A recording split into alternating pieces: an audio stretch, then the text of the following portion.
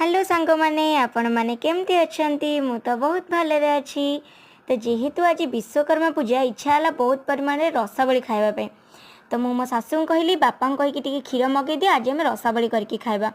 तेणु बापा क्षीर नहीं कि आसवा भितर आम एपटे गुजराती गुंड चीनी गुंड ये सब रेडी कर देइथिलु। बापा कही कि मैदा आने तेणु देखु बो आमर भिनेगार पकई छेना छिड़े देले।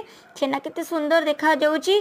तो छेनारे से सब इंग्रेडिएंट्स ऐड करके किछ समय हाथ में चकटिया लगिले। चकटी सारा पर गोल गोल गोल गोल सेप बनई देथिले। सेप बनईकी रिफाइन तेल रे पकईकी किछि समय छाणी देथिले। तो छाणीबा परे ताकू सी आमर फुटुवा क्षीर रे पकई देथिले। तेणु आपण माने रिफाइन बदल रे गुआ घी भी यूज करि परिबे आहुरी टेस्ट लागिबो। देखंतु केते सुंदर भाव रे से छाणुचंती आ आपण एई पर्यंत छाणीबे। छाणीकी ताकू आपण क्षीर रे पकई देबे। जदि वीडियोटी भल लागिला बहुत परिमाण लाइक करिवे।